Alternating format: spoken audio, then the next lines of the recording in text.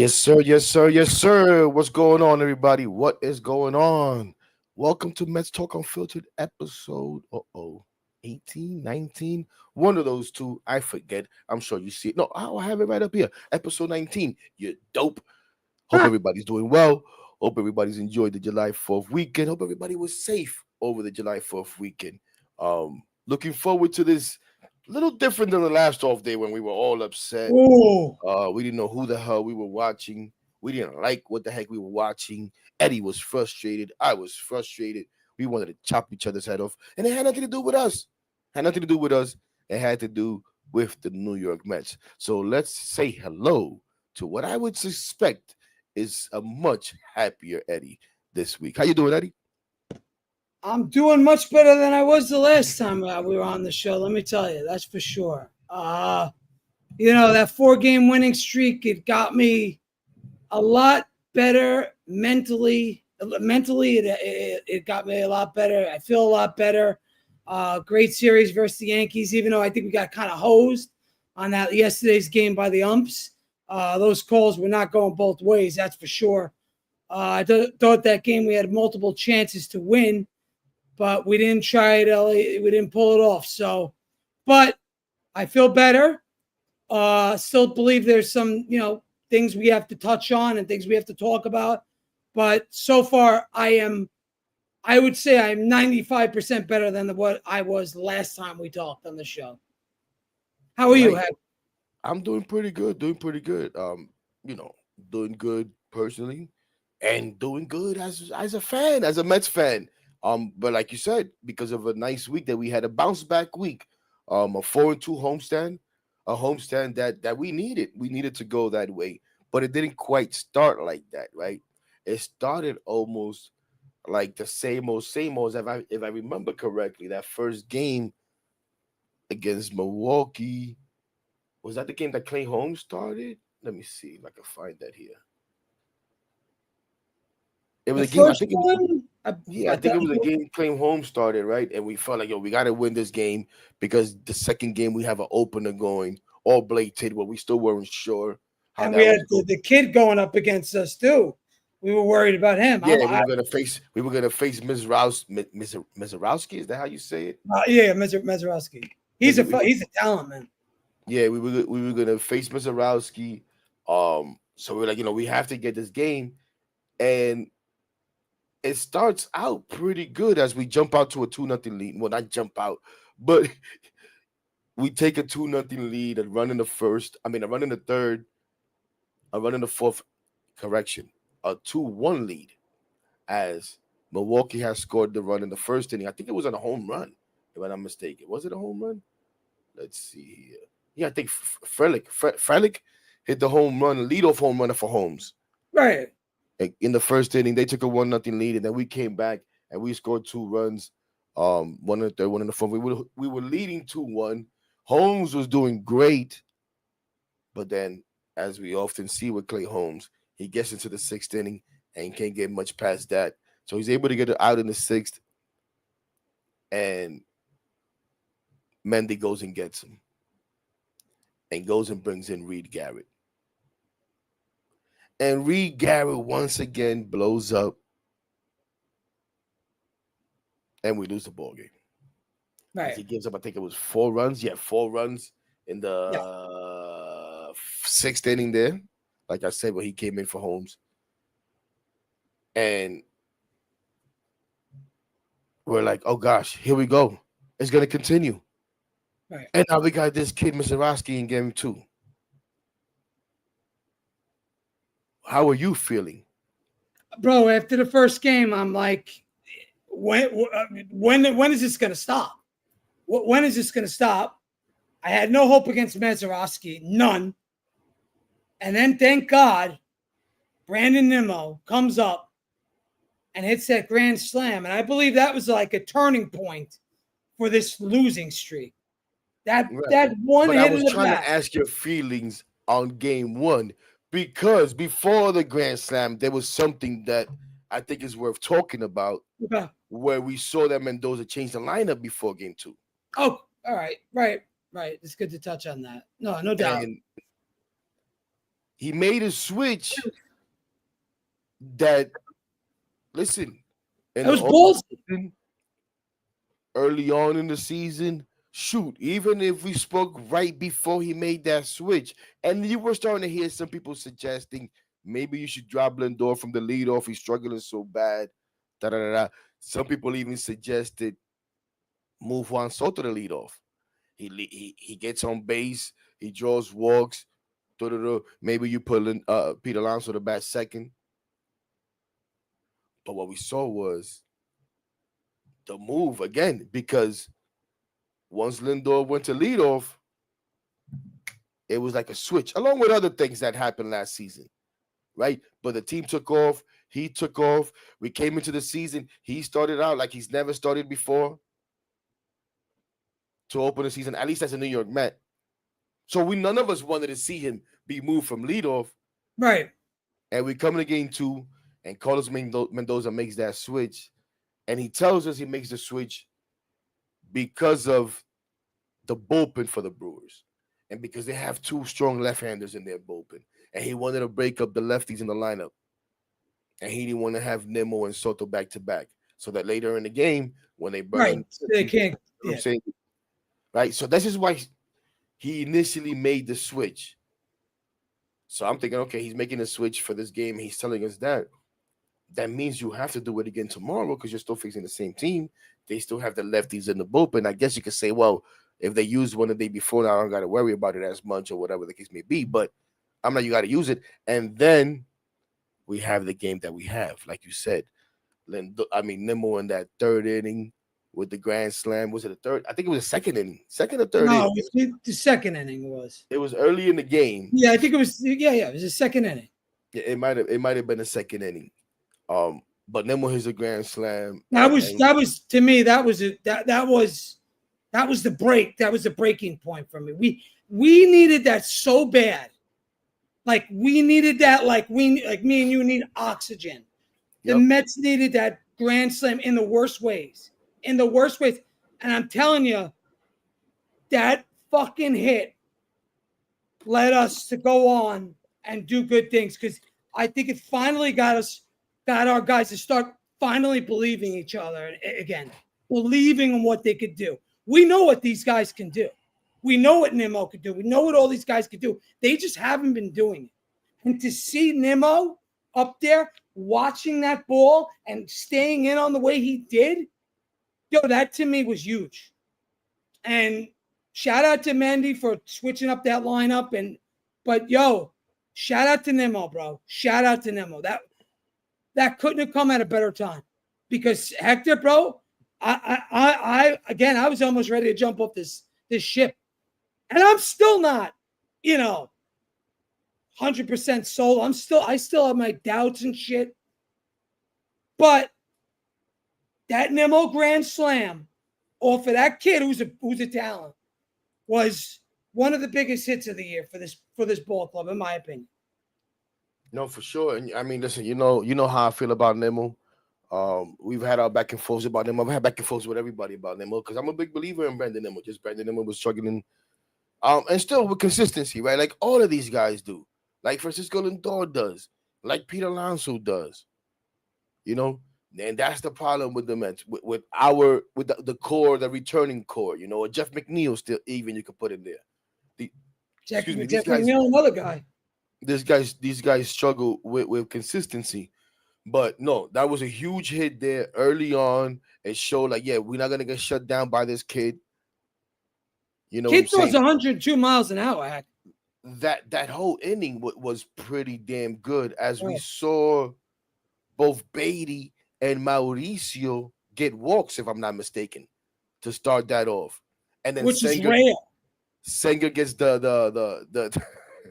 the infield hit off the pitcher. You know what I'm saying? The things that happen, and then Nimmo hits that grand slam. And then the other thing is that, again, a lineup switch for Lindor. Those two haven't had back-to-back walks all season? Yeah, I mean, I hadn't thought about that, but not once. That was the first time. I don't think they hadn't had those type of at-bats all season. I think both, if not, they both fought back in the count from being behind in the count. You know what I'm saying? And got those walks. And then Senga, we finally got a break. This is what I felt we finally got a break when I Right. saw that ball go off the pitcher there, bases loaded. I'm like, okay, here we go. And before I could even process that break that we had just gotten and say we need a big hit here, first pitch swinging Brandon Nimmo grand slam. I was so Bo. First pitch swinging, something that we talk about a lot too, right? But Right. early on, when I said, especially that first time that he swung first pitch and we lost the game, what the hell are you doing then? And I'm like, yo, sometimes that's the best pitch. That's the best time to do it, especially if there's been a mound visit because the pitcher's been wild. Because he's going to try to throw a strike. He doesn't want to fall Especially against behind. a young kid. Well, no, that you add that into this now. I'm just talking about in general. Then yeah, you add this young kid wanting to get ahead in the count. And I think, well, you know what? Was it first pitch? Now that I think about it, it might have been second pitch on that one. That one might have been second. I could have sworn. Hold on. Did he foul a pitch off? I'm trying to think now. It was either on the first or second pitch. It was Right. One of those two. It was quick. A slider or something, 97 mile an hour slider, some crazy stuff like that. Some That kid's Noah got, Syndergaard, Jacob DeGrom type joint right there. that kid's got stuff, bro. But besides that, what I was getting ready to say is like we saw when Lindor was moved to leadoff and it flipped a switch on him, he gets put to second and he has the best game that he's had Since in April. months. Yeah. Since Yeah. April. Probably since like May. He had a good May. I think. No, but that was a big game from him. Big game. But he goes 3 for 4, also drives in 3 runs on top of Nimmo's 4 runs. And those two guys combined have all our RBIs, right? And I remember saying after the game, okay, this was good. We scored 7 runs, but the offense didn't really break out. We Right. had 9 hits, 7 of them between Nimmo and Lindor. The other 2 being an infield hit by Senger and a hit by McNeil. Five between Lindor and thing. McNeil had 2 hits that day, but they had all 7 RBIs. So I'm like, the offense still didn't break out yet, but this was good, and we saw these guys that do well there. Let's do it again, and we did do it again. And like I said, you would expect to do it again because if you're telling me you're doing it because of the lefties on the bullpen with this team, then we're facing the same team again tomorrow. So I was intrigued to see what he was going to do the next day. And the next day, we saw him stick with Lindor at the leadoff. But we saw a twist. A twist that actually happened to be in a space. And we were talking about stuff pregame space or whatever. And people are wondering, what's going to happen with the lineup? You think he's going to leave Lindor there? And I'm like, yeah, he'll leave Lindor there because, like I just said, the lefties are still in the bullpen. But what I'm intrigued by is, then people are like, who's going to lead off? Well, Nimmo still lead off against the lefty. You got to lead off Nimmo against the lefty. I'm like, you know what? You should, because we always just leave the same lineup. Stop the lefty-righty stuff, right? Just let Nimmo lead off. And then I'm saying, especially against a guy like Quintana, who's not overpowering. No. Why can't Nimmo lead off? But I told everybody, guess what, guys? Starling Marte is going to lead off. Oh, you crazy. Yo, I'll tell you this about Marte. I know the fan base kills him. I get it. But that guy, he's a professional hitter, bro. I don't give a shit what anybody says. I know he can't play the outfield. He'd be so much more valuable if he can play the outfield. Maybe at some point we could get him some time there. But, bro, when you need something from him, he gives you a professional at bat, man. He really does. And I think the fan base, I think they kind of I think they're kind of tough on Marte. Yeah, I agree. Shout out to Ken who helps us out here and says that Nimmo grand slam first pitch was a slider that he took, and in the second one, What was the second pitch? it was the second pitch that he hit for the grand slam. Yep. So thank you for that, Ken. But yeah, no, listen, I'm right there with you, Marte. You know, I kept saying all winter and early on in the season, a healthy Marte is a Marte that we can use as a productive Marte. Unfortunately, since that we saw him lead off 3 times. That first game, he actually went 2 for 4 with a run scored. But then yesterday, on not even a check swing, just on the pitch that he took, that almost just thought about swinging on, thought about firing away on. We saw him tweak his knee, and now we'll see how that works out. Um, he'll probably end up on the IL. Winker's scheduled to come back tomorrow. We'll get into that later on in a Didn't Winker second. just start? Yeah. But yeah, it's unfortunate because he's been hot and he's a good bat, and it's been working. I'm a Marte fan. These guys that the Met fans kill, I like. McNeil, Marte. They're fucking give you professional at bats. And this is a team that had scored 5 runs, I think 4 or 5 times in the last 20-something games. And these guys have been the guys propelling us to do it. The McNeils, the Martes, the Nemos, Soto, obviously. But these are the guys that have been leading the charge. Yep. But I have no problem with the lineup change whatsoever, by the way. None. Yeah, and we'll see how long it goes for, right? Because he said he was just doing it for that. So then it was like, okay, well, it's worked for 2 games. Right. The first game, we scored 7 runs. Yeah, it was those 2 guys all involved. The second game, okay, we only scored 3 runs, but we still won 3-2. 3-2. Lindor had himself another decent game, a 1 for 4. The next couple of games kind of, went back to not really doing much until I think it was. I mean, not every game we're gonna fucking, No, right.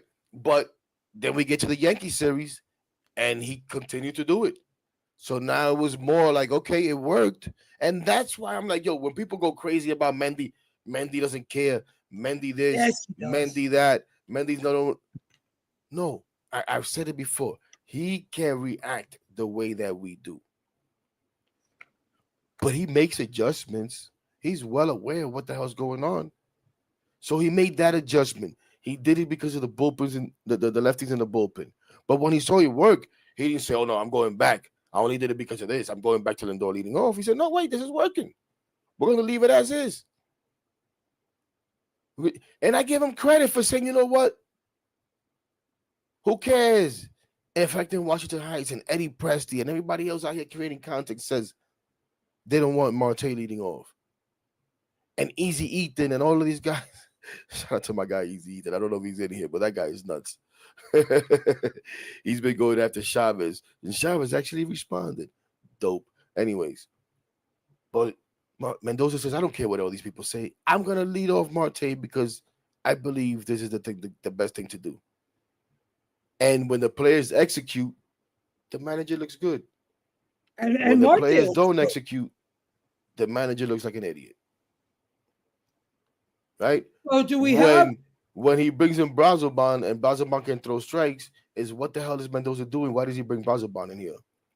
When he opens with Brazoban, game 2 of the doubleheader, and Brazoban goes out there and gives you a lights out. Or not game 2 of the doubleheader against the Yankees, or whatever the hell it was. Then it's Brazoban as the man, nothing to do with Mendoza. When the players execute, the manager has something to do with that too. It's not always the manager's fault, man. The not saying that he doesn't make mistakes. Hit and pitch for these guys, heck. That's why, look, I get, questionable decisions, but if he brings in Brazoban and Brazoban walks 3 guys in a row, that's not on Mendy. You think Mendy comes in here? Yeah, I want him to fucking walk throw 12 straight fucking balls? No. That's not the game plan. Some guys, when you're a relief pitcher, you don't always have your ace stuff. You don't always have it. That's part of the relieving game. It's getting through when you don't have your ace stuff to throw your secondary pitches over and your third pitches over. You get what I'm saying? So I disagree with that so much, that comment right there. Like, if you watch the Mets, and you think that Mendoza's Hey, managing that's based all bullshit. strictly on analytics, then That's I'm bullshit. sorry, Dolo. Like, I'm not sure what you're watching. I'm not sure what you're watching. Mendy does have a feel for the game. Mendy does manage, you know, with his gut. Sometimes it works, sometimes it doesn't. It doesn't mean that he doesn't use the information. That's what a good manager is supposed to do. You know what I'm saying? You use the information, And you use it to the best of your knowledge and ability. right? So I don't know, man. The whole Mendoza Well, at thing, least like we're looking we better. expect these Correct? managers to be perfect in every move, and you know what I'm saying, and rip these players apart. It's another thing. Mendy doesn't hold these guys accountable. Man, like Yeah, he does. I see him do it all the time. Watch the post games. Yeah, that needs to be better. But like, people don't watch the post games. All you got to do is watch the post games. He holds everybody accountable. He'll be like, "Yo, this guy didn't have it tonight. This guy did." Got it. Yo, he tells it like it is. He keeps it a buck, bro. That's what I love about him. He keeps it a buck. I don't have a lot of complaints about when it comes to Mendoza. I really don't. I think he's been one of the best Mets managers we've had over the last 10, 15 years. Yep. Now, another thing that we've seen during this stretch after that first game where Reed Garrett blew up against Milwaukee was the bullpen and the pitching was they had a little bit of a bounce back, right? And again, that I second want to game, pull it up. that second Talking game of the doubleheader, Oh, talking game. Okay, game one. Okay. right? Um, I'm gonna try to ignore the comments because already I'm starting to see stuff that like people I just don't understand. But some people just like to argue, and I guess they like to cause a reaction, which is good. It's good. It makes for a good show. But I'm gonna ignore you for now because it's gonna make me lose track of where I So want to go. let me ask you, Heck. We had these two. We had the two. We had the series against Milwaukee. We had the series against the Yankees. Before that, we played like dog shit for, I don't know, was it 15 games? Something like that along those lines. How do you feel moving forward? I feel like we're on track, me, but I think they're going to have to make some moves. We'll get into that later. But just getting those wins to me, especially with that Milwaukee game, that second game, was a shot in the arm for the team because we needed it. We needed it in the worst way because we looked like the fucking Walking Dead there, and it was going on and on. And it felt like it wasn't going to stop. So I just want to get how you feel after these last two series and where you stand. I feel good. I feel good. I feel good about the team. As far as the making moves, like we know we have to make moves. I don't know why we have to keep saying that. That doesn't change whether we won or not. We have to make moves. We know that. It's just the urgency of the moves. What moves you want to make? What do you want? Upgrade at center field. Upgrade at third base to some people. I'm not Upgrade. even. I'm not Upgrade the even talking bullpen. just trades. I'm talking, guys within the organization. Well, I didn't say trade. I said upgrade. You can Okay, upgrade however way you want. We're gonna upgrade the rotation just by guys getting healthy. correct. See, because yes, we played terrible. We were frustrated. And in all of that, I think we knew it, and it was part of the frustration, but we also ignored the fact that we lost 5 starting pitchers. We have 5 starting pitchers on the IL. 5. 5. The Dodgers have a lot And of we're guys. talking about, David Stearns didn't do his job. David Stearns didn't. We have 5 pitchers on the IL. 5. What the hell are you supposed to do? Have 15 starters? Who does that? We came into the season with 8 starters, maybe 9. We lost 5. So, You know? with So we that gotta said, acknowledge that we could upgrade through that. We could upgrade through some of the young guys by finally calling up a McLean, a Tong, or whoever the hell you want to talk about. You know what I'm saying? That yeah, there's different ways to upgrade, but as far as like how you feel, I kept saying this team is somewhere between that great team that started the season out and this trash team that's playing right now. We need the big guys to be better. We need them to be more consistent. We need the bottom of the lineup to pick up the load a little bit. And all of these things started happening. We need the bullpen to get through what they're going through because they've been used a lot Overworked. and get back to doing what they can do. And we've seen a little bit of that because, like I was getting ready to say, we saw Reed Garrett blow it up there in that first game against Milwaukee, but then the redemption started a little bit. It starts, Brazoban opens game two, right? Because I think that's the game that he opened was game two of the doubleheader against Mizarowski. And everybody, oh my gosh, we're going with an opener against this guy. We win that game. So Brazoban bounces back from his struggles.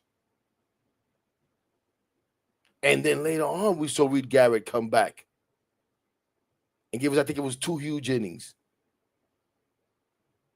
Stanek, who was out of the circle of trust, has now bounced back huge. in the last couple of outings and been huge. Exactly. Huge. So I asked this question to the audience, and I'm going to ask it to you.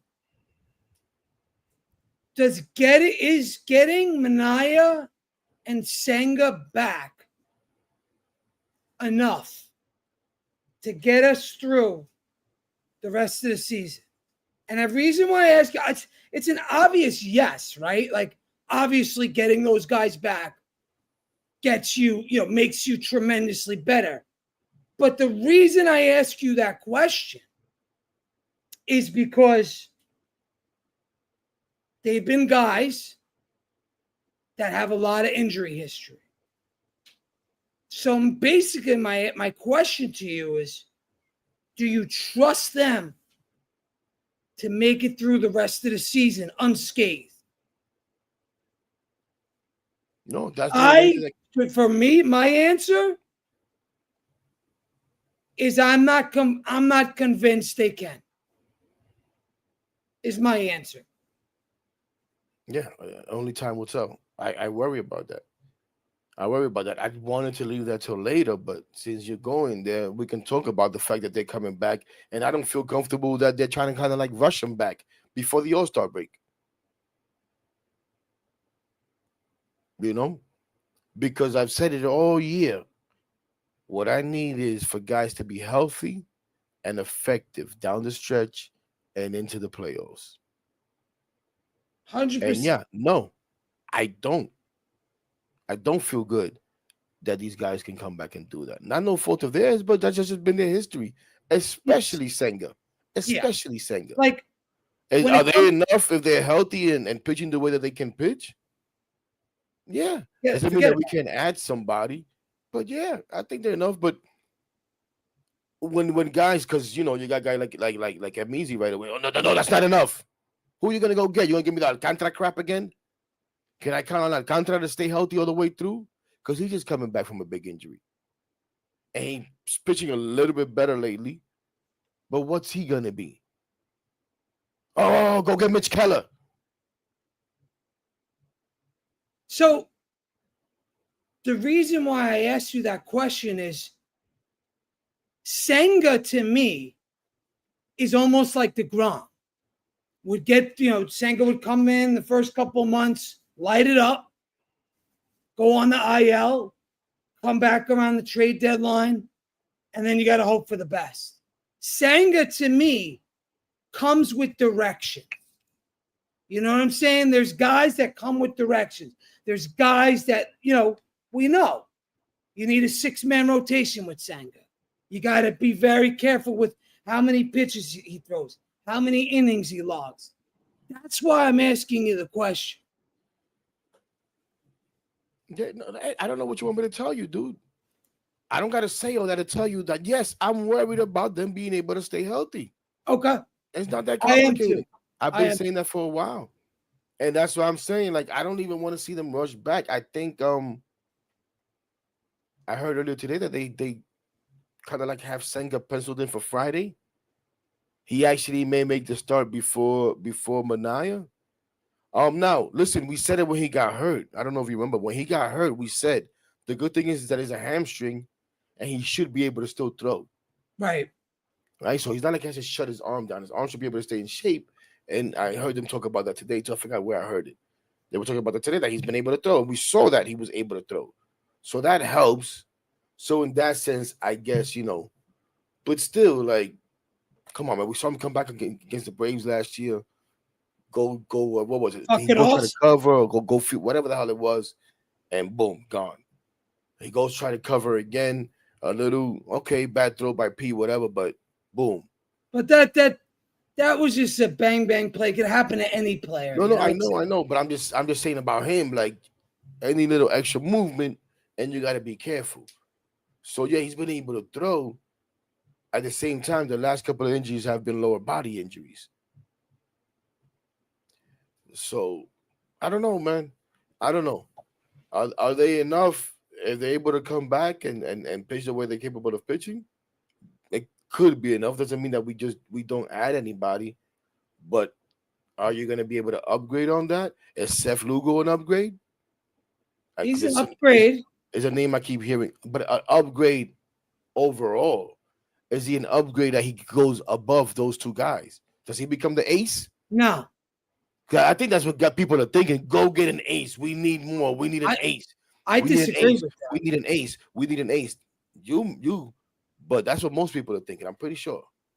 So who is that ace that we can go get?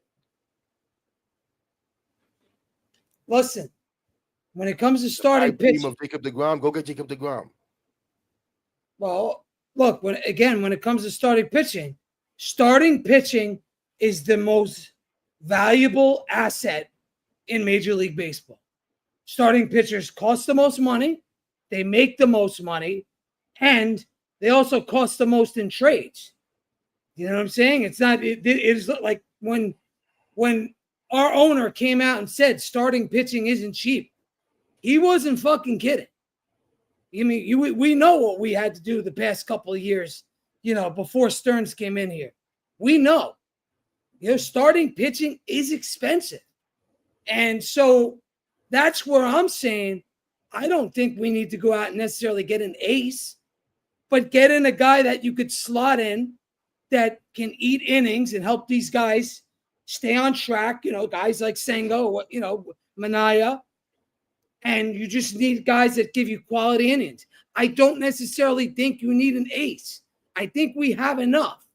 However, we do need to address it, but it doesn't have to be a fucking star. Does that make sense to you, or? No, it makes sense to me. Would you have any interest in bringing back Severino? Of course, I would. So I don't know if the A's would let him go. This is a guy now with 3 years left to control on a very decent contract.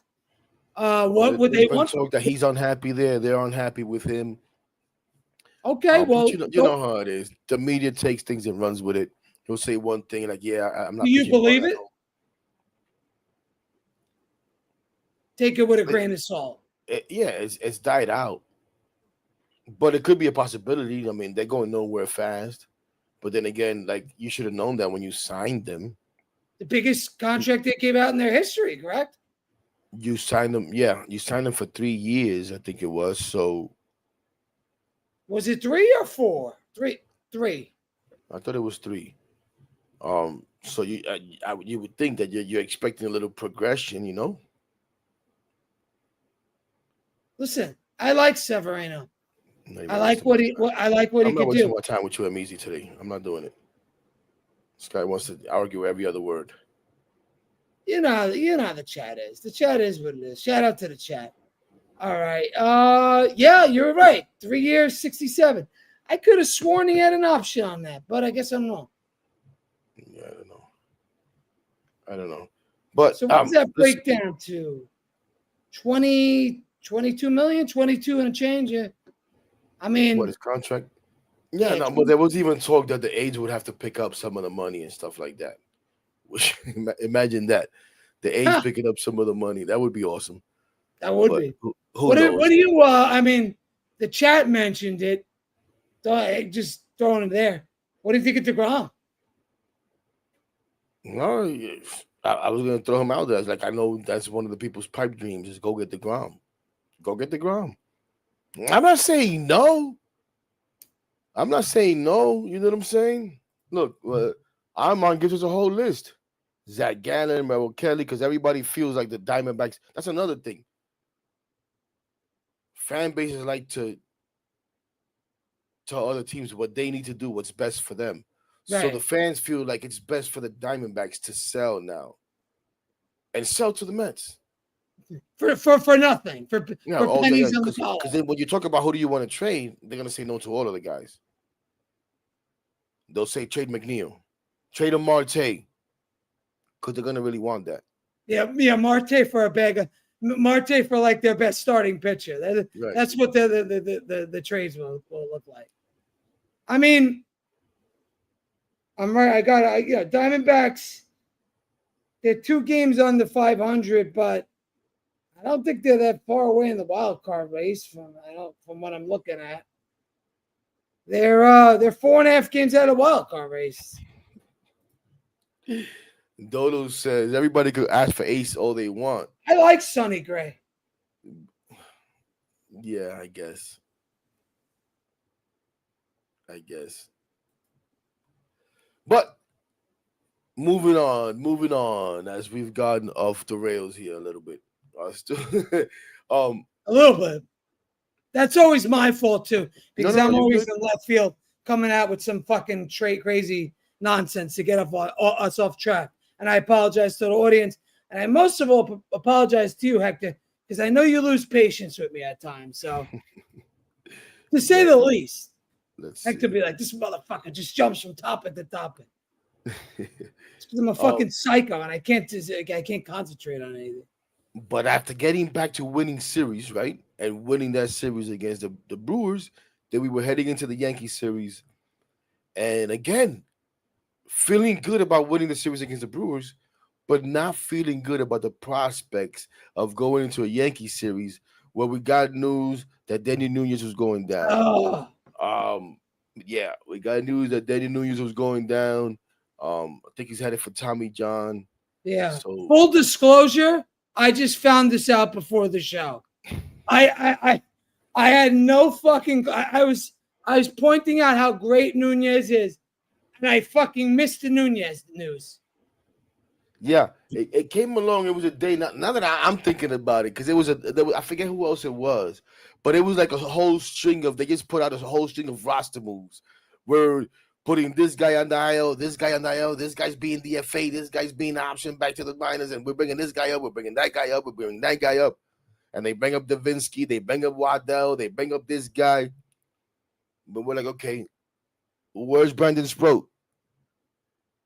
Where's Nolan McLean?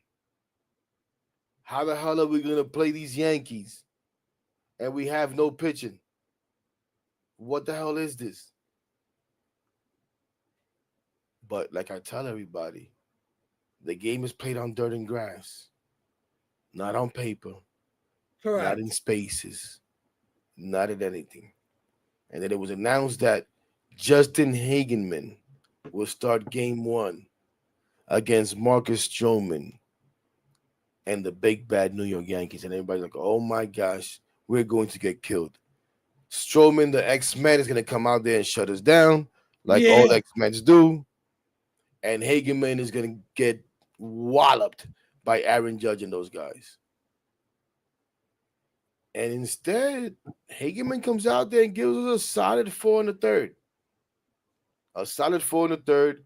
He gives up 2 solo home runs in the first inning, and you're like, oh my goodness. Yeah, this is not going to be good. But settles in. Settles in there. And Teflon Juan in the bottom of the first inning, I believe it was, with a 2-run homer to tie the game. that was big. Finally, that night, Finally, not a solo homer. Yeah, finding out a solo homer and finding that night impacting winning as he goes on to have a couple more hits, hits a double later on in the game and scores a run.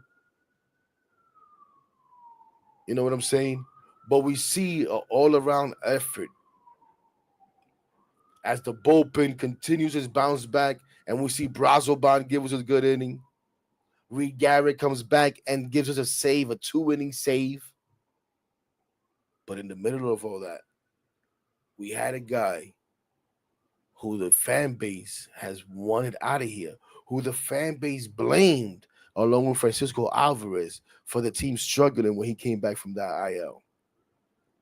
But who nonetheless has been playing good, if not very good, on both sides of the ball and all over the damn field, stealing home runs in center field where nobody wanted to see him play, besides maybe you and I, who were open to it. Not that we wanted to see him play, but we were open to it when it came about.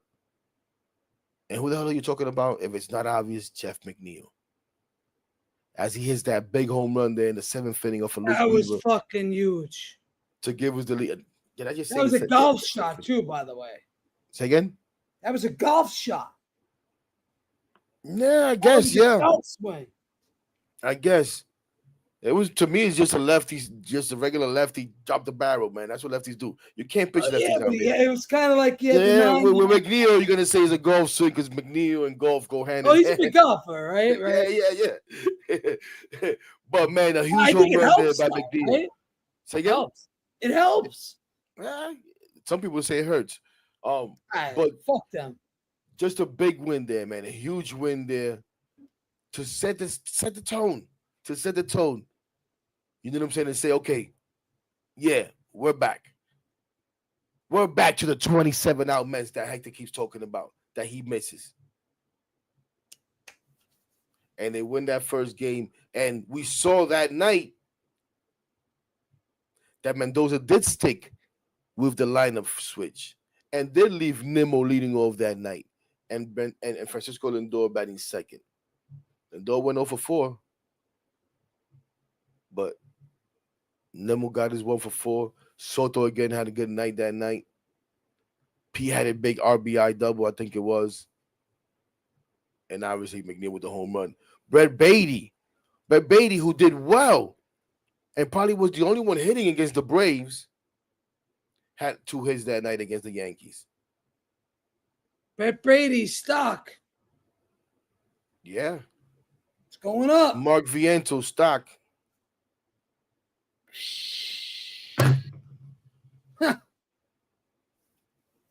I don't know. I have my thoughts on that. Makes me sick. He makes me sick. I think I think the kid is still going to be good. This is just a big too many of them, heck. This is a big wake-up call to him. You need to get your shit together. Whatever it is that you're doing is not working. Did you see Juan Soto taking ground balls? Yeah, but I don't put too much stock in that. People going crazy. Oh my gosh, put the first base. Oh my. I want to get your thoughts on it. Guys do that all the time. That's my thoughts. I saw that and I was gonna comment. I was like, you know what, heck, just ignore it. There's a lot of things I just decide to ignore because it's just not worth it to me. People go crazy about the stupidest things, in my opinion. Well, I mean, people said it was crazy for Jeff McNeil to play center field, and it turns out he's not. Well, I'm not saying that it's crazy for him to play first base. For sure. No. I'm not saying it's crazy for him to play first base. I'm just saying that guys do that all the time. Yeah. You know what I'm saying? I don't make anything of it, is what I'm saying. Now, they tell me, yo, we're giving Soto ground balls at first base because we want to use him as an option there. We're looking towards the future, which is too early for that. That would actually be worrisome if you started to hear that. Like, wait a minute. What? You're trying to move him to first base already? Yeah, what's going on with Alonso, right? Or what's going on with him? Why are you trying to move him already? You know what I'm saying? I think after that first month, I think Soto's kind of coming to his own as a right fielder. I think he's played well. Coming to his own. He better, like, this is what you play. But I know what you mean though. He made a couple of boo boos. I guess at first looked a little ugly out He there. looks more comfortable. He's looked a little bit better. Yeah. He's looked a little bit Obviously, better. he's not a fucking Gold Glover, but I'm not gonna say nothing because when I said that before, people try to kill me. he says he's a Gold Glover. Hmm? No, when I said wannabe Gold Glover, one time I posted wannabe Gold Glover need to make a play. You know, Gold Glover. I said, well, he's the one that said he wants to be a Gold Glover. I'm just saying you got to play like it. Yeah. I'm not calling him a Gold Glover. Oh man, but nah, man. I think I tried like week, but just a good week, man. A good week, 4-2. Come back It on was Saturday. well needed. Yeah, come was back well on Saturday to win that game. The crowd, the atmosphere was phenomenal. I was only able to make it out there Saturday, but you could see it through the TV. On Saturday, I was there and experienced it. Now, to be fair, there were a lot of damn Yankee fans there. There were a lot of damn Yankee fans Because there. it's cheaper. But But excuse me, the Mets fans held their own, and more importantly, excuse me, Jesus, the Mets team held its own and handled business, and we had a chance for a sweep. We had a chance for a sweep. Bad umpiring in that game. Oh my gosh, terrible, especially at That the was end. one of the worst umpiring I've seen all year. Yeah, especially at the end. Because it wasn't consistent. On Saturday, we did see again with the bounce back team. Frankie Montas bounced back. They gave us a pretty damn good start. What did he end up giving us then? What was the final line on him? Let me see. I think it was 6.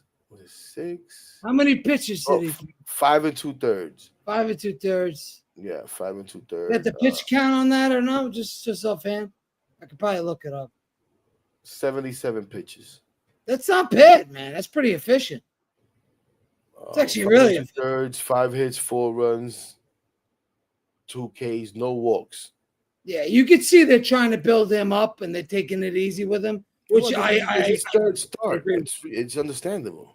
What is it? I think it's his third start, right? He's coming back. That was number 3. Yeah, so, no, but good outing by him, like we mentioned before. Stanek came back. Diaz with the save. Now, I saw Easy because, gotta point fingers all the time. When I said before that people go crazy about Mendoza and their criticisms. Oh well, Hector, but you got upset that he used Diaz on Saturday in a big lead. Yeah. So what? The things that I'm talking about are dumb criticism, not knowing about what's going on. Anyways, whatever. I didn't feel like, and it wasn't so much a criticism of him. It was more about just the team in general. If we had to bring Diaz into that game, I felt like it was a failure. You're winning the game 12-6. You're up 11-6, I think it was. Or 11-5 or whatever the hell it was. I didn't want to see Diaz in that game. For what? Who would you want to put in? He was warming up. You didn't want to dry hump him. Who would you would have went with? He was going to be unavailable tomorrow anyways because he warmed up. No, in my opinion, you didn't have anybody else getting ready, and you got caught with your pants down. So I didn't like it. I want to save guys in the bullpen just as much as you. But it seems to me saving them. It's not about saving them. Is that, we're up 12-6. Why the hell I got to see my closer in the game? 12-6. I agree. But I'm not saying don't go ahead and use them because it got a little dicey, I guess you could say, and you have to win that game and you worry about tomorrow. I'm not arguing any of that. Yeah. You win the game at hand. 12-6, I shouldn't have to use my damn closer. Just like I don't want to see Juan Soto bunting. I don't give a damn if it worked out and fucking Brandon Nimmo hit a grand slam later on. I don't want to see Juan Soto bunting because that was another conversation that I had in the space. It You was a don't good play play. 750 It was a million, good play. It was 65 high million. baseball IQ. But that same person tells me when I saw him do it, I was like, what the hell are you doing? So what was it? High baseball IQ, or you thought, what the hell are you doing? I remember Beltran used to do that, and it would drive me nuts. I feel the same way about Juan Soto doing it. And I'm not saying, bro, there's times that It's especially when warranted. the shift doesn't exist anymore or anything like that. In the first inning against the Yankees, first and second, nobody out. Swing the damn bat. I'm sorry. I agree. Now the result worked out. You wouldn't tell me he tried to bunt for a hit. I guess maybe I'll take it. Like I was gonna say when they had the shift before, they were telling you like, I just lay it down the third base line, get yourself a hit. I hated that right there. I hated it in the moment. I hate it now, and I'll hate it if he does it again. Even if Nimmo hit a grand slam later that inning, you want to tell me, oh, what if he would have struck out and then P hits into a double play? Woulda, coulda, shoulda.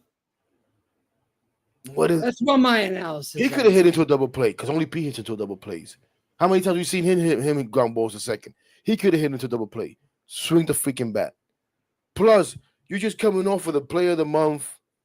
Now, listen, I'll be fair. Maybe he felt like, yo, I can't see this guy right now. But like, I'm not gonna have a good at bat. Let me try to lay this bunt down. Maybe I could beat it out for a hit. At worst, I make it second and third for Pete. Maybe he thought that, you know what I'm saying? I said, you know what? I get it. I don't like it, but I get it. Whatever. But I didn't like it. I didn't like that. I didn't like using my closer up 12-6. No. I didn't even like, which I didn't even realize that we did that. So we used Davinsky on Saturday and then to open on Sunday. He's the one that opened on Sunday as well, right? I believe so. But I see him in the box score here for Saturday. Yeah. Then he opens on Sunday. And what I was going to say is, I didn't like taking him out of the game when we did. Should have left him in. How many? What was he at? Do you remember his pitch count at that point? Let me check right now, bro.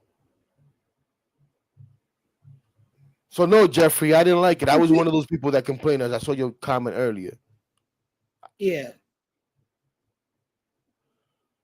Yeah, he went 2 innings, 1 hit, 2 strikeouts, and we pulled him. Pitches? 26 pitches. That's nothing. But he pitched the day before. I had forgotten that. I understand, but he did pitch the day before, so maybe that has something to do with it. But I would have liked to see him stay in the game. I think he could have got one more. Bring in Pop, and Pop got popped. I feel like popping Pop. As that dude came in there and gave up 5 hits and 3 runs. And that was that. And then Waddell gave up 2 runs. And even Brazo, I guess, gave up a run yesterday. Now, I didn't see the middle of the game yesterday, so I don't know how that broke down. But they still had a chance to win. They still had a chance to come back and take the lead. Had a couple of chances. One with, Hayden Senga there, bases loaded, double play. People want to murder Hayden Senga. But before that, Francisco Lindor struck out with a chance to score a couple of runs. I mean, Juan Soto with a chance to score a couple of runs. So I'm not gonna put the game on him. I'm not even gonna put the game on the umpire and the bad call at the end, even though that was huge.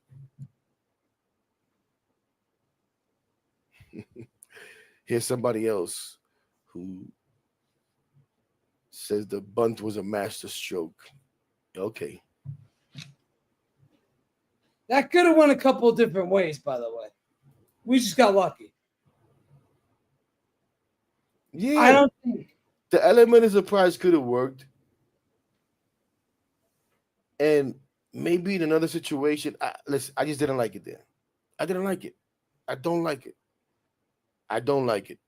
I don't need my 3-hitter bunting.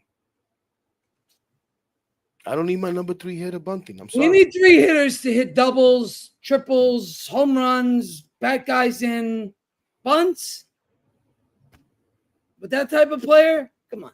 But What are we doing here? when you want to be Omar Vizquel and you want to be a table setter, Correct. I guess But that's you're a what lot more than that. I mean, even Brian Giles wouldn't do that.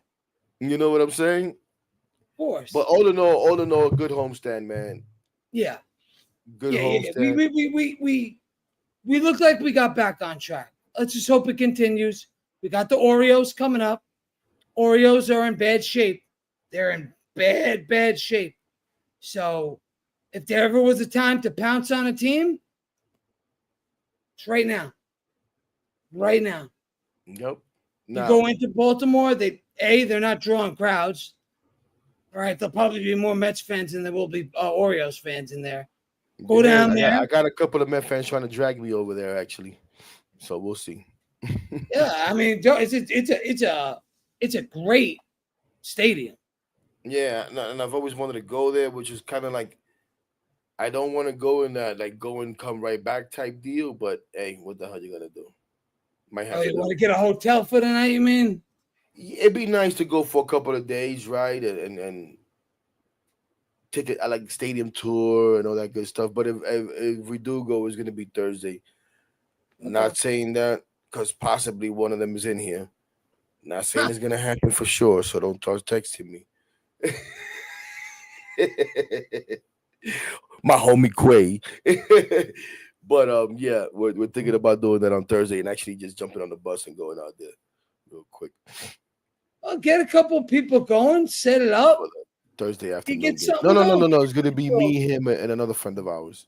Maybe a little party bus action, you know? No. You're trying to give me headaches, Eddie. I'm just trying to go. I'm just throwing some ideas, you know. Go enjoy a ball game, bro. But no, so that should be interesting. And yeah, man, let's go handle business. Now I want to see this team talk about things that we need to improve upon, things that need to get better. How about this road record? We're home warriors right now. Well, I got this right here. Suck. Let's see our road record, because it's pretty been 9 and 25. 19 and 25. I was gonna say, are you nuts? That's 33 and 14 at home.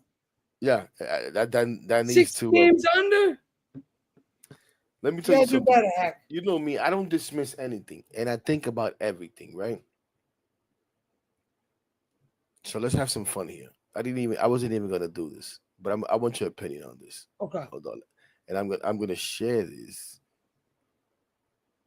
Hold on, I didn't even have this ready, so nobody knows I was gonna do this, not even myself. But I saw this earlier, and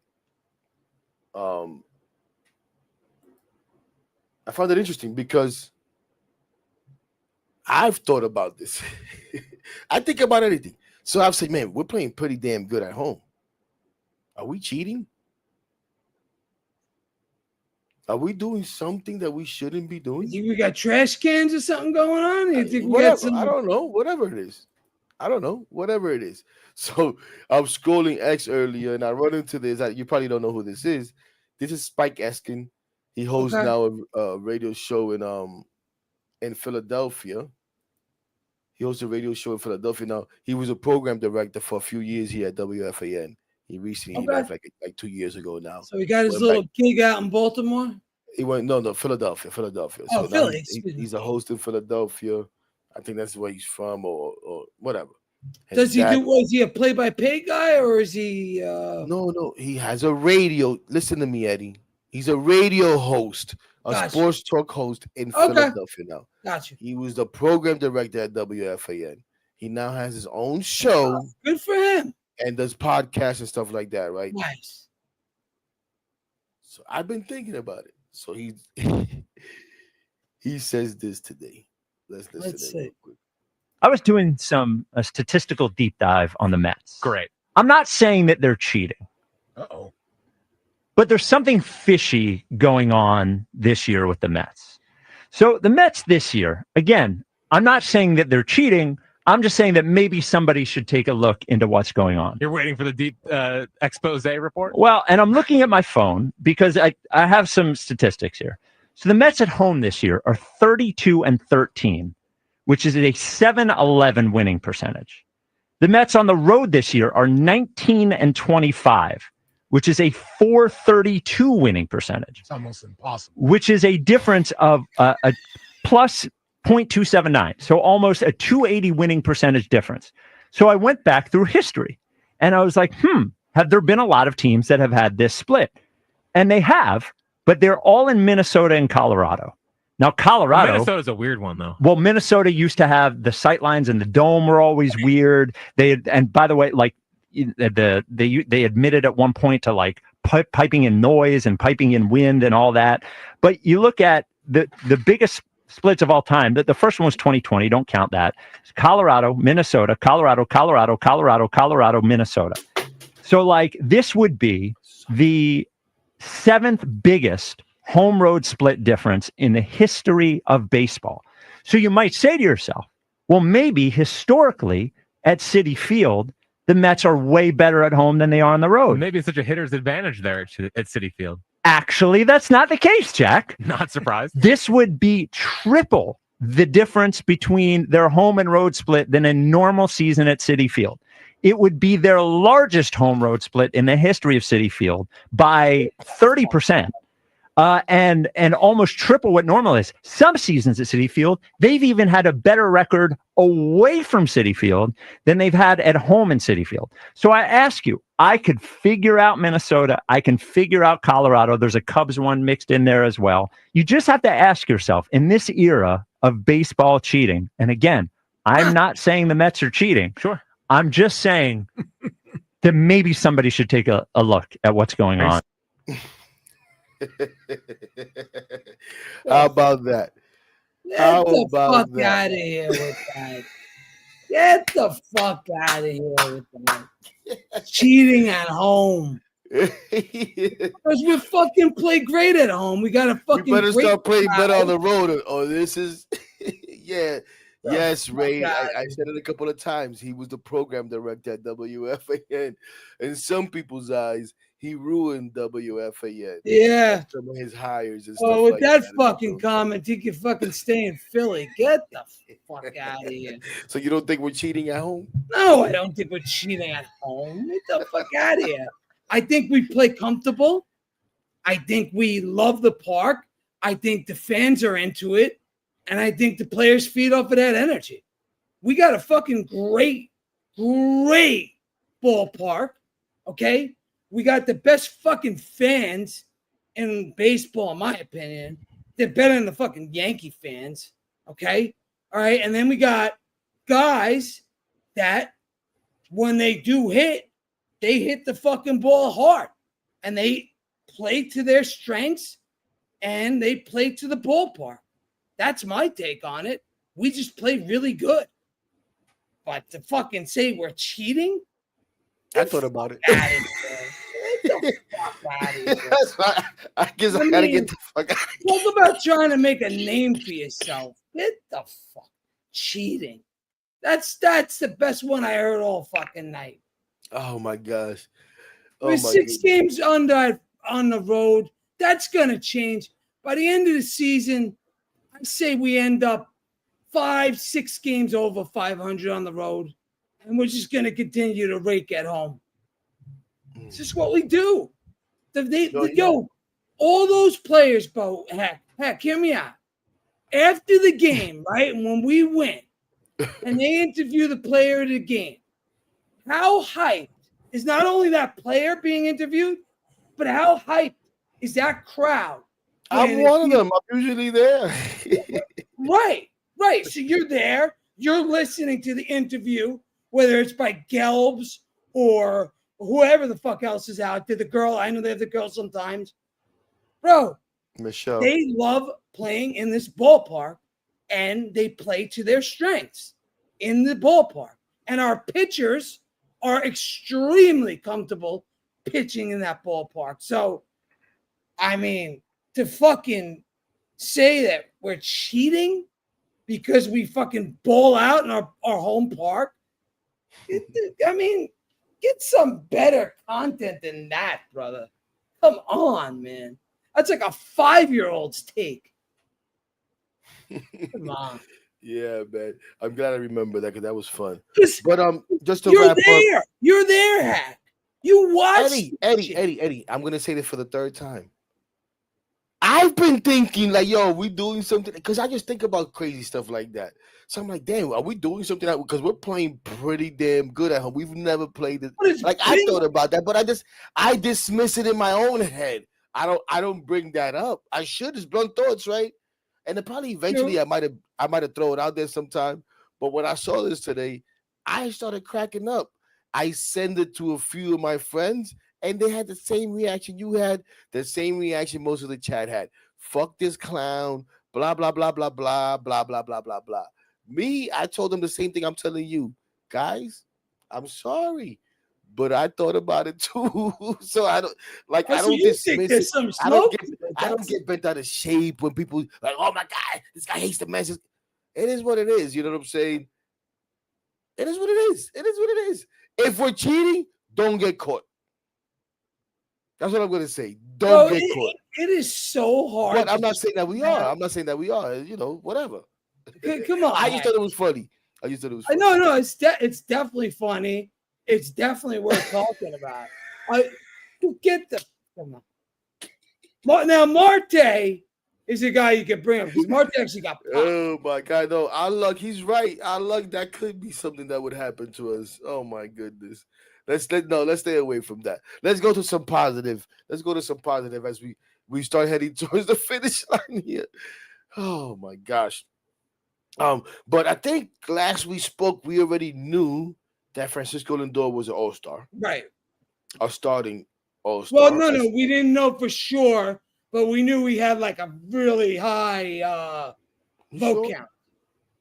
I don't think it was official. I thought they announced it the day before we did our last show, which was last Sunday night, July 2nd, no? Oh, whatever the hell it was. Wasn't June, it? I could be wrong. No, maybe I'm wrong. I don't know. Because I thought the new voting. I didn't think it was official then. But then again, that last show, I was fucking, crashing out. So, right. Well, in any case, Francisco Lindor is an all-star, voted in as a starter. Props to him and to the fans. For, pushing him through that. Yeah. We found out last night that he has some company. I think we would expect it, and that is Pete Alonso and Edwin Diaz joining him there at the All-Star game. And we might get one more. But we don't have injury happens. I see that right fielder. We don't have one more. We don't have one more. As people were losing their mind because Juan Soto was snubbed. Listen, I said it here a couple of times. I didn't think early on he was playing as an all-star. Now, to be fair, in June, he played beyond an all-star. He played at the MVP level, you could say. Although it didn't really impact winning. But individually, he has some great numbers, all-star numbers. So if anything, okay, I maybe understand. And for whatever reason, because we see many players not deserve all-stars and be voted in by fans as a popular vote, right? Correct. But for some reason, when you come to the Mets, that doesn't work. We saw it for years with Francisco Lindor. And now we see it with Juan Soto as he doesn't get the popular vote and make it in as a starter. Okay. The fans voted on merit this year, let's say. The fans are smarter now. So they didn't vote for Juan Soto as a starter. But you would think that his peers would vote him in because that's how the reserves are done, right? The players vote and then the doesn't the manager have a say in it too, I believe? I think players and managers vote and then the commissioner's office also, because they have to make sure that every team is represented, right? Right. So that may have affected this talk, that may have affected Juan Soto and stuff. But it is a little surprising to not see him be voted in, even as a reserve. Now, like you said, there's a good chance with an injury that they may give him a call. Now we'll see if he says, you know what, take it and shove it. Huh. Or he says, yeah, I'll go and represent. I don't know. Some people may say, you know what, he should tell them to take it and shove it. I don't know. What you think about that? Should he go if he gets invited as a Absolutely. injury Absolutely. replacement? Right? If he feels that he's doesn't need to work on his game or take a rest, I think go for it.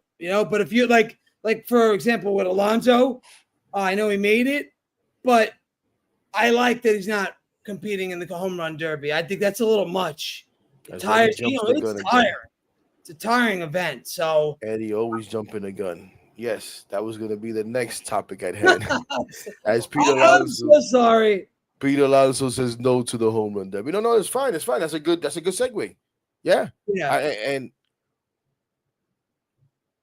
I would have been good either way. I'm not somebody that says, these guys ruin their swings, but I appreciate. Shout out to my guy Nate. What's going on, kid? I appreciate him saying, you know what? I'm focused on the bigger task at hand this year. And I would like to take that time just to take a break. Haven't really had a break during that time to rejuvenate or whatever. I forget exactly what we said. Give the body going. Yeah. So rest up, you know what? recover. Yeah. I'm good with it. I'm glad he made a decision. And I'm glad the process which he went through to make that decision. I think it was solid. And listen, the home run derby is fun, especially when we have one of our own. Excuse me, sorry, apologize. Terrible. God bless. But more importantly, we want to get to the promised land. So I'm okay with that. I probably won't watch because there's no Pete. You know what? I enjoy the home run derby. I do. I enjoy it too. I enjoy it more if it's one of my guys that I can root for. Of course. So it depends on who goes in there, man. Listen, maybe I find a Dominican I want to root for, or somebody I want to root against. What do you think of that kid on the Mariners, man? Whoa, Nate, 8 years, Valley? 425. That's too much. We can't give Pete 8 years. We give Pete another 4 or 5 year extension until what already has. I think we should be able to get it done. But nobody wants to talk extension, Nate. Maybe just you and I. Nobody wants to talk extension for Pete right now. I don't even think Pete wants to talk extension. No, I don't even think, honestly, he wants to talk extension. The last time I saw him, someone interview him and ask him about it, he sounded like, you know what? Whatever. We'll worry about that later. Now, he did also say, call David and Steve and let them know or something like that. So I think if they was to come to him with a good offer, he might, but I don't think he will initiate it. Like I was saying that I would hoping he would. I was hoping it would go either way. Either he initiates it or they initiate it. You know what I'm saying? But it is what it is. But yeah, so no home run derby for Pete. He says he will do it in the future. He actually said he would do it again if it was a stadium that he enjoyed hitting it. So he said if they do it at Citi Field, if there's an All-Star game at Citi Field, I'll do it there. He mentioned Wrigley. He mentioned we'll probably be cheating in that, according to a fucking asshole in Philadelphia. He mentioned Wrigley and he mentioned Fenway Park. But I think that's pretty much that's about it. I mean, we touched on Manaya and Senga. They're on their way back. That should help out a lot. Again, I would rather just them take their time and come back healthy and stay healthy because, like you said, we both share concerns, and I'm sure a lot of the people watching share concerns that these guys can actually come back and be healthy. But we'll see. We'll see how that upgrade comes about. Will it come through a trade? Does it come by going out and get an old friend like Severino or Seth Lugo? Is it a new guy like Mitch Keller? What's Lugo's deal? Is he in like the last year of his contract? Is he in the middle? Do we know his? his deal? I don't really know. I know he's been thrown out there. They've been throwing him I'll, out as an uh, option, so I'm I can guessing find like this. he's coming towards the end. And again, people just feel like, oh, the Royals have to get out from under the money, It's not that so much money, heck. they should trade him. Okay, so he signed a 3-year, $45 million deal before 2024. So this is the second year of his deal. He's got 1 year after this at Well, 15. it looks like he has a player option for 26. No, It does not mention that here. Hold on. that's what I'm seeing on Spot Track. I don't know, Spot Track, Spot Track, however the hell you say that. Let me see. Let me see what I got. Okay. Maybe the last year isn't guaranteed. I don't know. He's 35 years old. Wow. Going to be 36 in November. Yeah, so he could opt out. He could opt out after the 25 season, after this season. Right. After next season, he's got a player option for 15 mil. Yeah. Not after. That's next season. That's after this season. He Yeah, can opt out after this season. Excuse me. Yeah. Right. Yeah. Right. You got that right. So maybe that's why people are saying that maybe they can trade him. Although, yeah, because maybe they don't want to get stuck. I mean, it's all performance, right? If he comes here and performs his ass off, he'll opt out. If he pitches, but I'm just talking about them wanting to trade him to get out of that last year. If they feel like he's not going to opt out, but a lot of money. Yeah, no, I don't. Yeah, that's what I'm saying. I don't see why people think that they need to get rid of him. I mean, I would think teams would be lined up to get him. Yeah, at that money. But he's just one of the names that you've heard out there. That's all. Oh, you mentioned Severino before. That's not a bad deal. Quintana, no, thank you. Hey, listen, we could have used Quintana right now. Quintana's a solid. You can count on him for 7 innings. You know what I'm saying, of 2-3 run ball. Yeah. I think we could do better. I was okay with letting Quintana go this last couple of weeks. I'm not gonna lie to you and say I haven't been thinking like, damn. Kind of wish we still had Quintana around when we lost all of these starters. You know what I'm saying? And we're struggling for innings because he's someone that we can count on for innings. You know what I mean? And Quintana was solid for us, but I thought it was a good time to move on. I'm not gonna be a hypocrite about it. I thought it was a good time to move on. I thought, you know what? We got what we're gonna get out of him. Don't keep pushing it. Let him go now. Sometimes you have to know when to. You know what I'm saying? Ray's going. I mean, he's better, but well, wouldn't you rather get somebody a little bit better than him? I mean, he's better than what should we have? Than the guys that have been filling in right now? Yeah. But is he better than Senga? Is he better than Manaya? Is he better than David Peterson? No. Right now? You know what I'm saying? Is he even better than Clay Holmes? He's may be able to give us more innings, but the ceiling on these guys is way higher than it is for Jose Quintana right now. I mean, is he better than Davinsky? Yeah. Yeah. But I mean, it's not saying much. But heck, where I'm in this is I want to get a guy that's, not ace material, but a guy that we could use, high strikeout guy, kind of a veteran that's been in a lot of, postseason or, played in meaningful games. I want a guy like that. I want a guy that could, give me 7 innings but high strikeout ratio, things like that. Quintana's more of a guy that pitches to contact and, he could get lit up sometimes. He's not. Listen, obviously, we were in a lot of trouble over the last few weeks, and we could have used a Quintana, sure. But if I'm going to trade for a guy, I'm going to try to get somebody a little bit better. Absolutely. I don't know if you saw the comment I had up there, but it's an interesting question, and it's like I said, someone who's been a hot topic. But what do you think? Do you trade high or on a hot Jeff McNeil right now and try to get some value out of that? Or do you keep Jeff McNeil as someone who's been a big contributor and can be a contributor down the stretch? I think Jeff McNeil's versatility is what makes him so valuable. And he's a guy I want to keep on the team. I'd rather go out and trade one of the couple of the kids and get a professional third baseman in here. And there's a guy I like. I'm probably gonna get killed for it. But if it was up to me, it's not going to cost you anything, prospect-wise. I would go out and see what the asking price is for Nolan Arenado. He makes, so hear me out. This year he makes 21 mil. The next couple of years he's down to 16 and then $15 million, and he's probably a pure salary dump. So. He's got a great glove, and I think that's something the Mets have been lacking at third base, very, in particular. And I know he's not what he was, but I do think we could get him for free. I think he's a salary dump, and he's a guy that's been in a lot of big games, and he's a good ball player. He's a professional. So that's a guy I'd target, and I don't think you're going to have to give up much to get him. I don't even think you'd have to give up a Beatty, a Mauricio. I don't even think.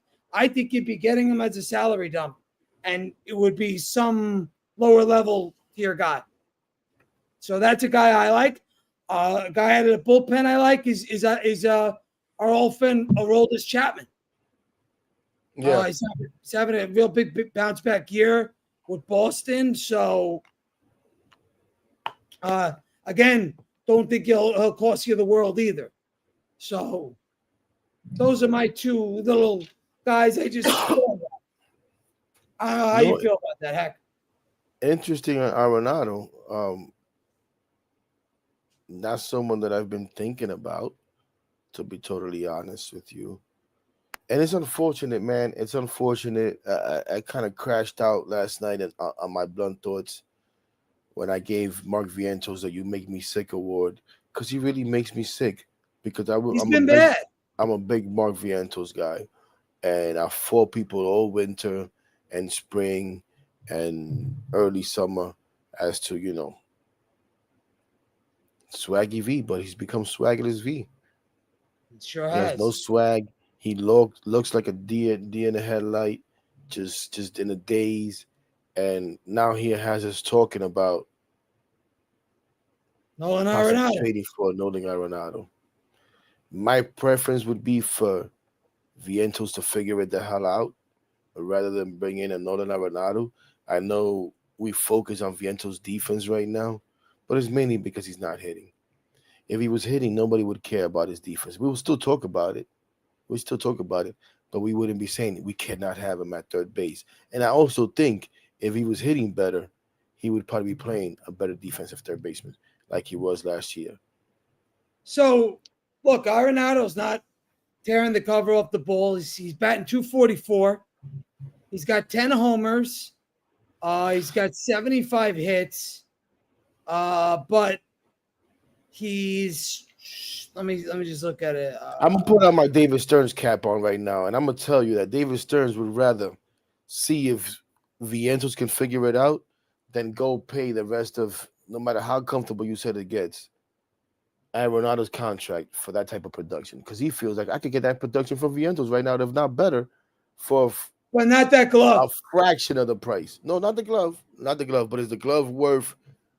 What is it, 15 million, whatever the hell it is right now? Well, this year he's 21 and the year's almost over. So you figure he's owed probably about 11 million. And then next year he's only 16 million. After that's 15 million. I mean, that's using your finances, which what we do, and, using it to the best of your ability. I think if he's in a lineup with Pete Alonso and Juan Soto, and you got these guys, Lindor, McNeil. I mean, imagine him. You got Pete, McNeil, Arenado. Man, that's bulking up to the end of the lineup. So, I again, you got a great glove, and the money descends. And I don't think you literally could keep all your prospects, bro. It's a money dump. Just like the Devers contract. It was a money dump. He'll cost you less than Devers. Less. Much No, less. it should. It should. Absolutely, it should. Devers is still in his prime. You know, And Arenado, I think he's I'll tell you right now, he's 34.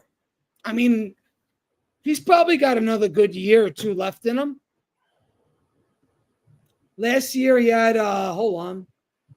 Get it up here. He had 23 doubles, 16 homers, hit 272, 325 on base. But he's got no protection around him this year, you know. Again, it's a money dump. You're not giving anything up for him. I don't know if you saw the comment from Jeffrey a little earlier. With the Suarez? Yeah, he's mentioned it a couple of times. Yeah, he's on it. To me, he's playing this well because he's on the last year of his deal. So I think he's just, balling out to try to get paid. Regular Suarez, he's mid as fuck. He strikes out all the time, and his glove isn't that good. Right. So I'd rather Arenado. Yeah, I'm not. But sometimes, I don't know if you said his contract situation. I don't know what Suarez's contract situation. But sometimes all those things could be true.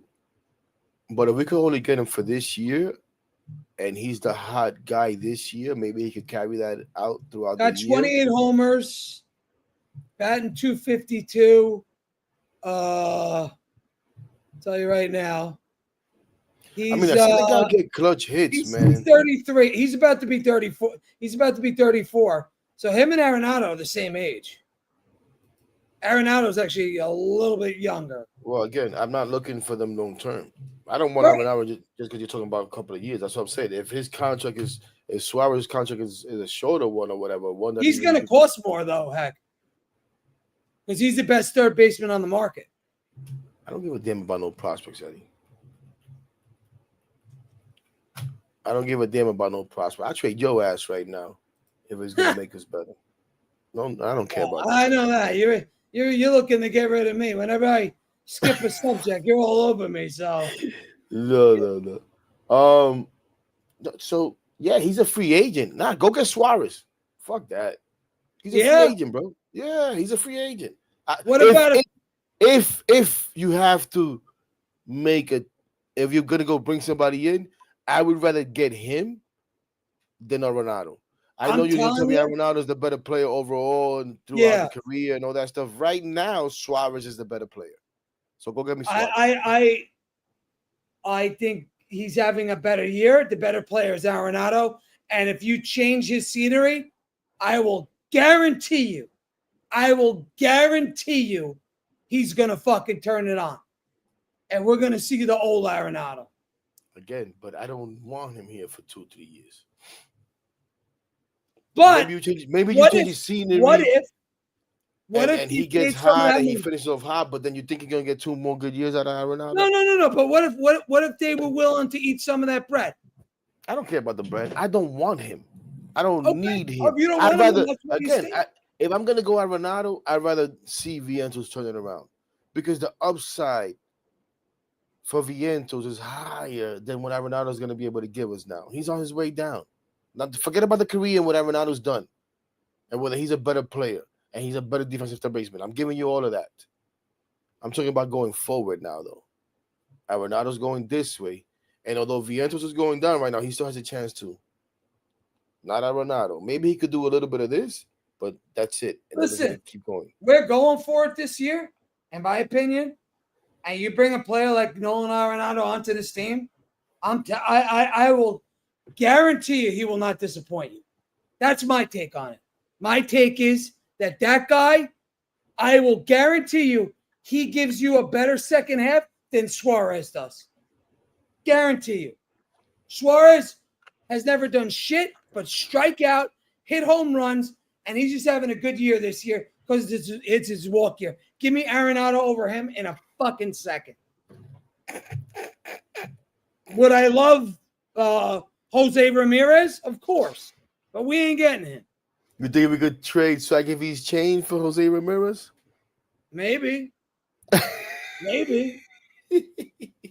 These guys in their fucking chains. Beatty and fucking Acuna when he was up here. How the fuck doesn't that shit weigh you down? Like, what the fuck? It's the youth, man. The youth. I actually seen Vientos being driven around in his Maybach the other day. Ugh.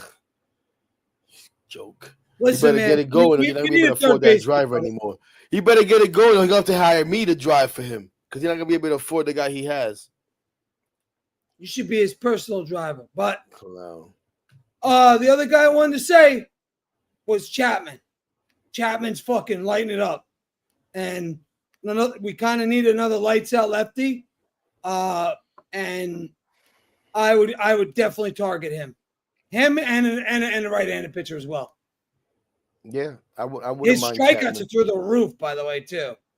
I wouldn't mind. That's Chapman. why when they were saying Keller from the Pirates, bro, he's not striking out anybody, and he's got I know wins don't mean shit anymore, but to me, he's like 39-65 for his career. He's a fucking loser. Well, on that note, I'm happy we were losers this week, and let's hope that we can continue this turnaround like we spoke about. We need to turn around this road play so that people don't stop saying that we're cheating on the road. I mean, at home and not on the road. Cheating at home. That was the best one. But good stuff tonight, Eddie. Good stuff. Always fun. When's our next day off? Is it Monday? Or Monday. Next Monday? It's the All-Star break. So our next show will be the All-Star break show. Right. All right. Yeah, Monday, which is the home run derby. Okay. So maybe we do a show during the home that run would be derby dope. a little bit. Not like a home run derby show, but we'll do our show during the home run derby, and we could have some fun with that. Thank you, Ray, by the way. Thank you. And thank you to all everybody in the chat, man. You guys absolutely are awesome. I appreciate you guys. Absolutely. But yeah, man, let's just keep this winning going, man. Let's keep this turnaround going. Let's see if this offense can keep it going. They talked about when the weather turns around, they would get better. We're seeing some of that. Brandon Nim was a big proponent of that. We're definitely seeing with him 2 grand slams in fucking 3 days. Just phenomenal stuff. Do you know about Brandon Nimmo is on pace by far to hit the most home runs he's ever hit. Well, of course. He's on track. I think what, 25, 30, I think 27? He's on track to 34, they said. Yeah. I mean, that's a lot of fucking home runs. Yeah. He's a leader. Like you said, I wasn't sold on that when you said that to me. And then the more and more I watch this guy, and the more and more I watch his post-game interviews and, you know, just overall presence, bro, he's a stud. I'm telling you, man, I just don't see. I guess because, you know, and I don't like to talk about this stuff, but, you know, him being a Christian and stuff like that, I don't know why that bothers some people. I don't get that either, man. You know what I'm saying? Like that's his beliefs. Like, it's the same thing. Like, if he was a Muslim, right? The Muslim would be the same exact way as Brandon Nimmo. That goes against their religion with the pride shit. And I'm for it. Like, yo, I am for expressing yourself. If you're for it, go for it. You want to wear the fucking pride hat? Go. I don't give two shits. I believe that everybody should do what they believe in. And if that goes against their values, then that's their right. If that's for their values, that's their right. You understand? Like, I don't believe in that stuff. Like, if you want to... I wasn't even trying to get any too specific with it. But yeah, even that. That's but where just I'm like, you know, because even the politics, you see people talking about his politics. Like, I don't even know. How do people even know? I don't hear him talking about politics. But people look into this stuff, or maybe he makes a comment. So I guess he's a Trump supporter. I don't know. I don't care. Get the job done on the field. Don't commit any crimes off the field, and I'm good with it. That's all I care about. Get the job done on the field. Don't commit any crimes off of it. Everything else, I'm Gucci. But Bro. yo, if you want to do something, do it. Like it shouldn't be like people like we live in America, bro. You have the right to fucking stand your ground and say what you want and say how you feel, and everybody should have that right. I agree with that on both sides of the aisle. I really do. Yeah, for sure. But again, let me see something here. My bad. Good stuff though, man. Now we just gotta keep winning, man. Just keep winning. Maybe Keep get some getting help. healthy. Keep getting healthy. Keep getting healthy. And keep getting healthy. That's like the most important thing right now. And Right. as you know, we kind of touched on it a little bit and then kind of dismissed it. Didn't come back to it. We will see Jesse Winker back tomorrow. I think that's pretty much. Tomorrow he's back full. All right, Yeah, good. tomorrow I'm he'll be back glad to tomorrow. see him back. We missed him. Now, I'm sure if the Marte injury didn't happen yesterday, we would have saw a lot of questions today about who should we replace or who does Winker replace? Who do we send down? Send Vientos down. Send this guy down. Send that guy down. Like we always say, these things take care of themselves. So I would expect for Marte to be on the IL. You know what? He's been great. Even if he says he's okay, put his ass on the IL. Let him rest through the All-Star break, come back and be ready to go. Like the most important thing is to have these guys ready to go down the stretch. Right. Healthy and producing. Get healthy, continue to play this winning ball, stay in at bats, give it your all, go in there, don't take days off, don't take anything for granted, and keep tacking on, man. Keep tacking on, play Mets baseball. That's it. On that note, everybody have a good night. Thanks for coming by. Thanks for chiming in. All that good stuff. Don't forget to hit that thumbs up if you're on the YouTube and subscribe if you can. Share all that good stuff. Until next Monday night, the next off day, everybody be well. And as always, LFGM, baby. Peace. Let's fucking go.